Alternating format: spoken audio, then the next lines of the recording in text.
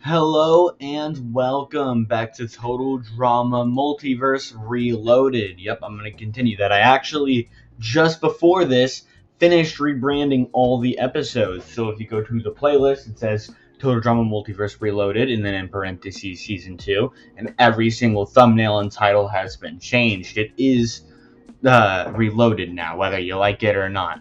Hopefully you like it, though. Another thing I want to say before we start with our episode is I am not one to beg for subscribers. I think I've asked to like and subscribe like maybe 5 times across all like 150 of my videos. But guys, I think we're like 4 or 5 subscribers away from hitting the sub goal of 300 subs, and I think that'd be really awesome. So it is October 27th. I want before November to have 300 subs. That's the goal, to get to 300 subs before November. So if you haven't subscribed but you've been following the series, I mean, you might as well, right? Plus, I have other Disventure Camp and Total Drama related stuff on the channel anyways. But yeah, let's just get into it with our pre-challenge section. So for our pre-challenge section, I think that, not too much is really going on, especially on the new newts. The only things that I think are going on is that the collector has completely become enemy number 1, right? Because of the, spell that everyone's under. The collector is pretty much broken it at this point. But the, Malik spell that everyone's under, they all hate the collector just as much as Daisy does, and Daisy is a pretty hateful person, at least in this series. Meanwhile, in the revamped Rhinos, after just losing Lena, Patrice is not in a good mood at all, but she can't really do anything. She's not really, she's just kind of in a bad mood, but she's not, picking fights or anything. I mean, look at the 4 people she's with. She definitely feels, very, small now compared to the other 4. But yeah, that's pretty much it for the pre-challenge section. So now we'll get to, one of the most brutal challenges ever, but it isn't just from, me. My brain is screwed up, but it's not this screwed. No, this one was suggested by the Unknown Jester, and this is Challenge 37, best number. Oh, where are you? There has been many alleged sightings of Owen sneaking through the woods, that being from contestants still competing, people waiting for the comebacks. Even Lauren has reported to Chris. Well, Chris finds this rather annoying. He thought Owen had left, or Chef had brought Owen back to his reality, but obviously that hasn't happened. So he made today's challenge to simply be the first team to capture Owen and bring him to Chris wins immunity. No catches. At least on Chris's end, there's no catches. But yeah, so I think that we'd have pretty similar strategies here to what we've had throughout the season with these teams. Everyone's following Daisy, except the collector. So these 5 go in a pack, while the collector goes out on his own. He actually has a mission that he's going for, though. And then on the revamped Rhinos, I think they split into a group of 3 and a group of 2. And I think that we get Sky would probably want to go with Patrice, and then I think they take Alice. I think they do the girls and the guys. I think they would do that. Yeah. So they split up into a boy team and a girl team, and they continue on. So I think the first thing to happen is, as they're all trekking around the island, I think that, honestly, Daisy's team gets completely lost. They're not being productive at all. They're not finding anything at all. While the collector is getting closer and closer to his goal. Again, we'll get to that later. On the revamped Rhinos, though, honestly, I think that the first thing that would happen is Bruce and Grimm would probably find the first clues. They'd probably find part of Owen's shirt at, kind of one of the mountains. The left mountain, because there's 3 mountains. And I think that would give them their first clue, and Grimm would sniff it and be able to get a scent. But he doesn't like the smell, that's for sure. Meanwhile, Sky, Patrice, and Alice find a cave. And in that cave, they find a marking on the wall in blood that says, thanks for doing business, or whatever it says. And they're very confused by that. If you don't remember what that is Malik writing blood to Daisy. That blood is still there. So they're like, that's creepy. And then they look over to the side, and they see Majika sleeping. Now, Alice and Sky are like, okay, well, that's where she went. Let's just leave. But Patrice is like, no. I'm done with this person. I'm done with this. I mean, she's not one to cuss. So I guess you'd say, I'm done with this meanie or whatever. I don't think Patrice would cuss. She's from a kid's game. And she goes up, and she gets on Patrice and just takes, or no, not on Patrice. She is Patrice. She gets on Magica and starts taking out all her anger from losing Lena due to the injury. Just takes it all out on Majika. And Majika, who just now waking up, is like, what the hell is even going on? So she has her staff, and she blasts Patrice with it. That obviously hurts Patrice a lot. And Sky and Alice come in to defend her. She's like, nah, I don't need your help. And Sky's like, yeah, you do. But Alice tells her to stop and is like, this will be funny. So Patrice gets her ass kicked in the fight against Majika. And eventually Sky can't take it any longer, but Patrice just won't give up. She keeps getting back up and trying, and then getting hurt once again. But Sky eventually has enough and riffs over behind Magica and grabs her, and then riffs up again, like 20,000 feet above the air. Okay, maybe not that much, but like 2,000 feet above the air, and freaking chucks her into the water next to the island. Now, but Magica survives this, barely, and is knocked out, and then she ends up washing up on the shore later. So then I think that after this, Patrice is like, I literally had her. And Sky's like, no, you didn't. And they end up having a huge argument. Alice starts laughing, and then and then she joins the argument. So the three girls have a huge fight, and they all three end up splitting up. Because I think none of them would agree with each other. So then over on the New Newts, I think the Collector has made his way to his destination. And for that, I'm actually going to need to bring these 5 down here. And the Collector, he comes up and he knocks on the door, and Guinevere opens it, and he's like, is all 5 of y'all here? Are all 5 of y'all here? And she's like, yeah, why? The Collector's like, I want to talk about Daisy. So he goes inside and sits down with the 5 of them. And really, Jack and Captain Underpants don't really matter, and Jinwoo doesn't really matter either. He's mainly there to talk to Guinevere and Tristan.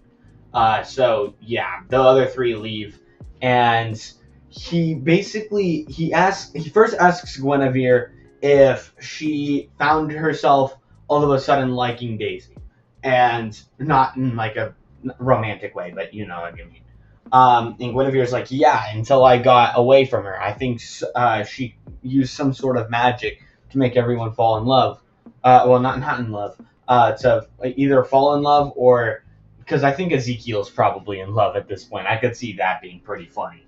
Ezekiel's in love with Daisy, and then Mel, 2D, and Ash are just really fond of Daisy now. And so Collector's like, yeah, I thought so. And I was able to break out of it, but I can't get through to any of the other 4. And if we lose today's challenge, I'm gonna be going home. So I think that's when he turns to Tristan, and he's like, Tristan, what will make Ezekiel break character? And Tristan is like, oh, I know just the thing, and whispers in the Collector's ear, and the Collector has a really big smile. So y'all won't hear what that is just yet. He starts laughing a lot, though. So then I think we catch back up with Bruce and Grimm, who have followed the scent over to the trash pile. where, to their dismay, they find a lot of blood. They don't know whose blood it is, but Bruce takes a sample and he keeps it. But they find a lot of blood on the kind of like the fence of it. So yeah, that's great. And they're also able to use this to continue following the scent. Now, I think as this happens, Daisy and her crew have just been completely lost, but they end up getting lucky. And I think Mel sees Owen in quotation marks in the distance, and they all charge after him. Well, Owen in quotation marks runs super fast, at least at first. At first it's super fast, but then because we know it's the mimic in there, it slows down and tries to catch its breath because it's mimicking Owen. So they're able to catch up, and they all dogpile on the mimic, and none of them knowing that it's not Owen. And the mimic starts mimicking the last person, or one of the last people to mimic, which was William, and it takes his strength and is able to push all 5 of them off of him, and he's able to beat up all 5 of them and beat them all in a 5v1. Well, just as all of them are completely knocked out and he gets ready to take his first life, well, it's not his first life he's taken, he's wearing the life his first life he's taken. But as he gets ready to, why is my brain not working? As he gets ready to kill the 5 of them, Bruce and Grimm suddenly charge in and tackle him. Now, as we know, Bruce in the Bucky's challenge has already completely destroyed the mimic in a fight, and now with Grimmick, now with Grim Foxy on his side, I think that the mimic gets his ass beat. Well, I think Grim and Bruce can tell this isn't Owen, but it is Owen's skin. So they're very, very disgusted by that, but they still end up taking him back to Chris. Meanwhile, I think the Collector is walking back, and he ends up finding all 5 of his teammates knocked out, and he just continues whistling and walking away. And as for the 3 girls who all had their big argument, I think that they all just have completely stormed off. They all probably just went back to the cabins, or like the boys can handle it. So yeah, that's what happens. Is Bruce and Grimm take it back to Chris, and Chris is like, "Okay, good, you found Owen." And Bruce is like, "Well, no, it's not Owen. At least not anymore." And he's like, "What happened?" And Grimm hooks the back of, there's like stitching in the back because he had to crawl into the skin, so he made it like a costume, the mimic did. And Grimm slices open the stitching and reveals the mimic endoskeleton underneath, and then it's just Owen's skin. So after Chris throws up, he's like, "Alright, we gotta get this thing out of here now." Oh, and by the way, the revamped rhinos win this challenge. So we gotta get this thing out of here now. Let me actually bring up Chris, because I probably should. Yeah, so the mimic is acting like it's knocked out, but it's not actually knocked out. So he goes to grab it to rift it away to some random reality, when all of a sudden it lunges at him and it starts beating the crap out of him.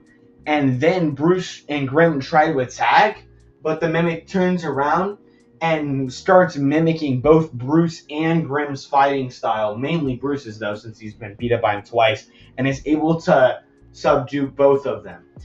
And then he takes Chris's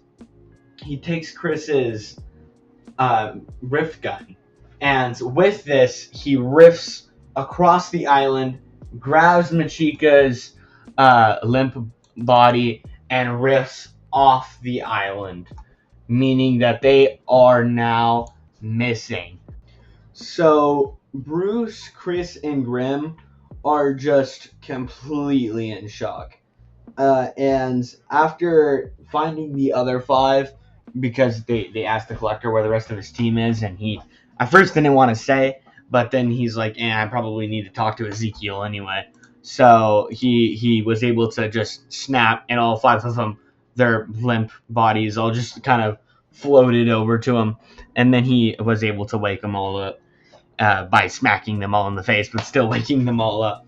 So after everyone was back and they got their bearings, Chris was like, all right, we can still continue. We have one rift gun left, being Chef's.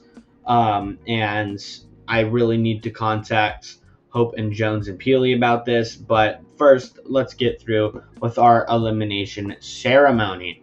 So first, though, actually, no, there's not really anything going on in the revamped Rhinos. I think the only thing is Bruce and Grim come back to see all three girls completely ignoring each other and hating on each other, and they're like, well, that's great. But yeah, now I can move on to the elimination ceremony. So now we need to talk about what the collector tried to do and if it worked or not. Basically, Tristan told the collector that Ezekiel is a very opinionated person, and it took a lot of time for Ezekiel and Tristan to become friends. And there's still a lot of things that you can tell Ezekiel about someone to make him automatically hate that person. And his hate, because of him not having a lot of emotional intelligence, his hate will outweigh the love, or the, I guess, like the liking spell. The favorability spell. I should probably call it the favorability spell. I think that's good. And yeah, that's what the collector does. He comes up to Ezekiel and he's like, hey, Ezekiel, guess what? And Ezekiel's like, what? And the collector is like, so I heard Daisy say that she thinks all women are more powerful than all men. And Ezekiel's like, what? That's stupid. And then the collector's like, yeah, I also heard her say that, and he starts going through a lot of stuff that I'm not even gonna say. And at the end of this, Ezekiel is pissed at Daisy, and I mean pissed. But here's the problem: there's two votes here, the collector and Ezekiel, and there's four others, right? There's Daisy, Mel, 2D, and Ash. So that's still 4 votes on the collector. But then the collector is able to think of another way through Guinevere.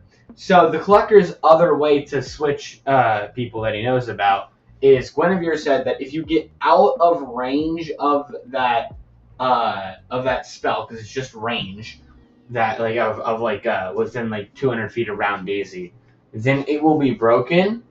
And like automatically it'll lose its effect. It won't be broken. It can only be broken through stuff like what Ezekiel did and what Collector did. But it'll lose effect. So like if Daisy were to walk over to Guinevere right now, Guinevere would fall back into the favorability spell. Actually probably not Guinevere because Guinevere hates her that much, but I think if 2D were to walk out and then walk back in, he would be back into it. So what he does is the collector does something that he doesn't really have, like, the intelligence to. He doesn't know pain. He doesn't understand death, right? Because the collector is immortal. He doesn't understand those things. So what he does is he snaps Mel's leg in half, obviously taking her into incredible pain, and then Chef is able to take her with his rift gun to the multiversal doctor. Now, it looks like Mel might actually get removed from the competition for this, but she's like, nah, I break stuff all the time, it hurts, but I can walk it off. There's a reason I'm always wearing bandages. She's been injured a lot, and they are able to, since they're multiversal healthcare, they're able to fix it right up. It's not something like crazy. Also, the one-up mushrooms, they didn't use the one-up mushrooms because they no longer really have a good source to get more of them. Now that Chef is the only rift gun, they're only going to be using it for emergencies. They almost just let Mel have the broken leg because they really don't want to lose this last rift gun, especially if they get stuck outside of Reality 37.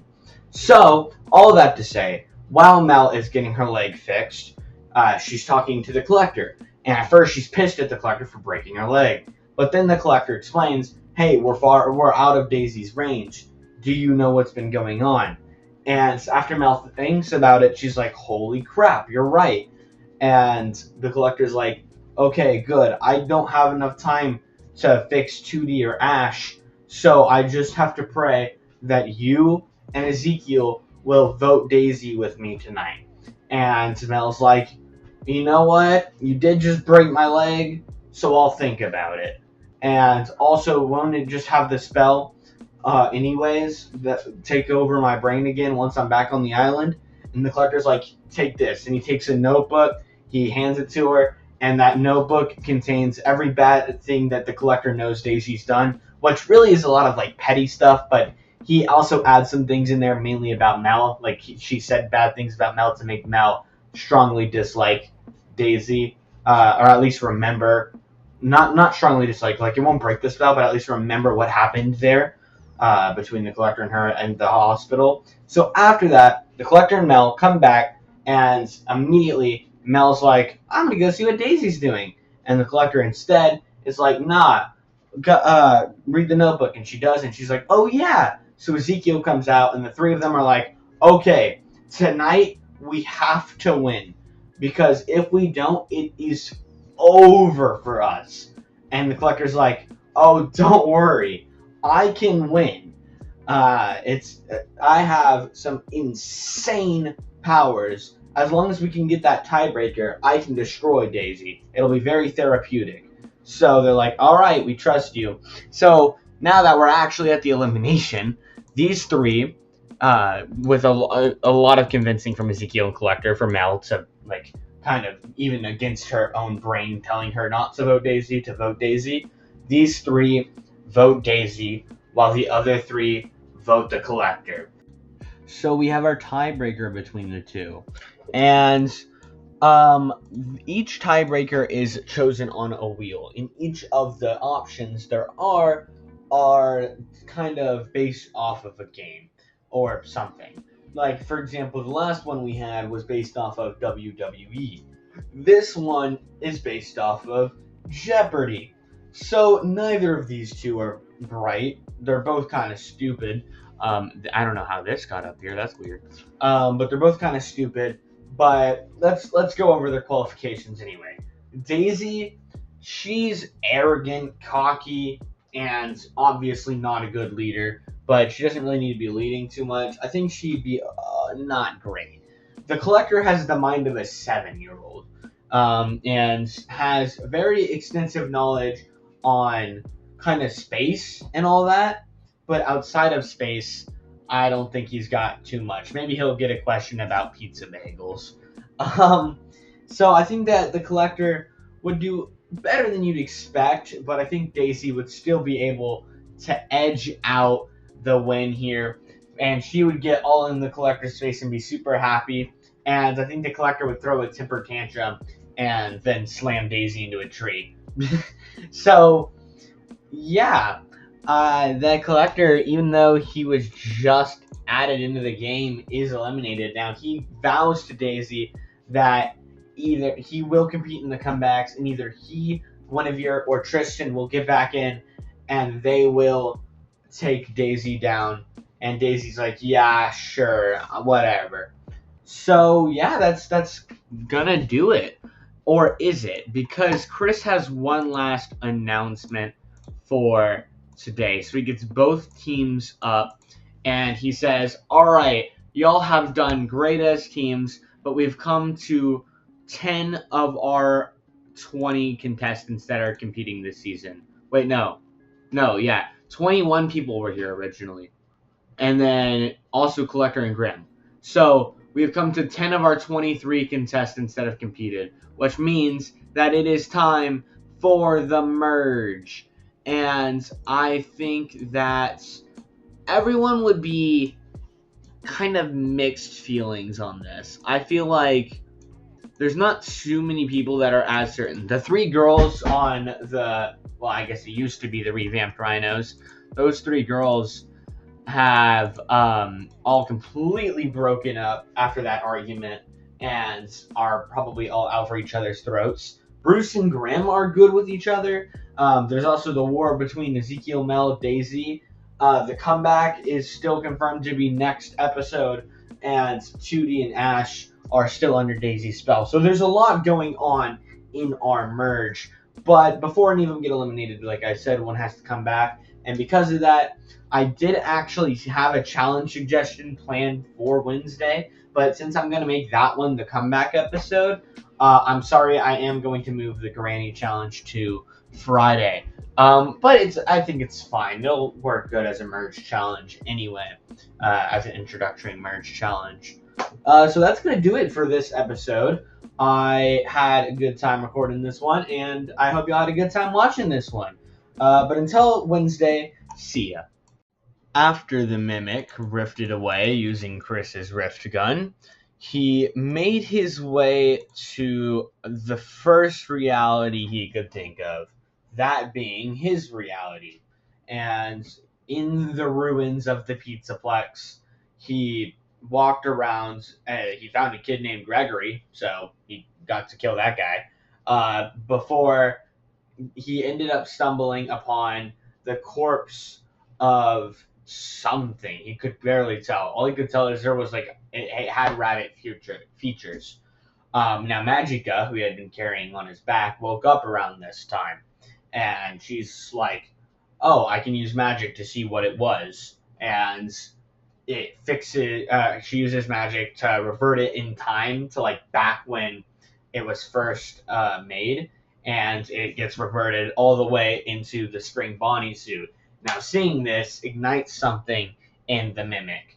Now, the Mimic is kind of broken right now a little bit, just by using random parts. So it's kind of mimicking parts of Owen, parts of Daisy, and parts of Afton, all in one. Even Bucky sometimes, all in one weird mess of a personality. But seeing this, it's Daisy kicks in, and it's like, okay, new goal. We're going after Afton. It turns out that the Jammer was part of the Mimic's program, the Mex's program that was in the Mimic. And that Jammer was not allowing any communication to that reality. That was an unexpected side effect of what Afton originally designed it to be, just a jammer for police radio and stuff like that. But yeah, apparently due to Afton injecting it with Remnant and Agony and all those crazy FNAF lore terms, it now had that ability too. But since the Mimic, along with Magica, has just left this reality, their communication is now back online. So Jones, Hope, and Peely are able to communicate with Chris, Chef, and Lauren, and they meet up. And also Marcy is just there as well. Marcy's just with them. She's just existing now. But anyways, yeah, she's just depressed because of what happened with Andreas. Anyways, they all discuss everything that is going on and how they're going to fix it. We continue the expansion of the villains with our next two people. And our next two people, well, they still need to pick up Venom, and they still need to pick up Vader. So they decide to pick up Venom first. But when everyone riffs in, they realize that Venom is stuck in a test tube and above a fire, so he can't really do anything. And they're all like, "What the hell?" And then they hear an even louder "What the hell?" as a guard sees a freaking animatronic rabbit, a demon puppet, a giant turtle, a giant newt, a zombie, two zombies, one of which is a witch as well, a eldritch abomination robot wearing human skin, and the scariest of all, a woman. Actually, three of them are women, but you know what I mean. Anyways, the guard is able to alert the main person before getting killed, and the main person comes down, and that main person is Azula. So yeah, with Azula, she's able to take down everyone here except for Wanda and Sen. Not kill, but she takes down everyone. And then, as she's distracted, though, Wanda uses her reality warping to take out the fire, letting Venom smash through the glass and be free. So he joins back in. Now, Azula begins to taunt and fight everyone, and she's like, "What? Who even are y'all?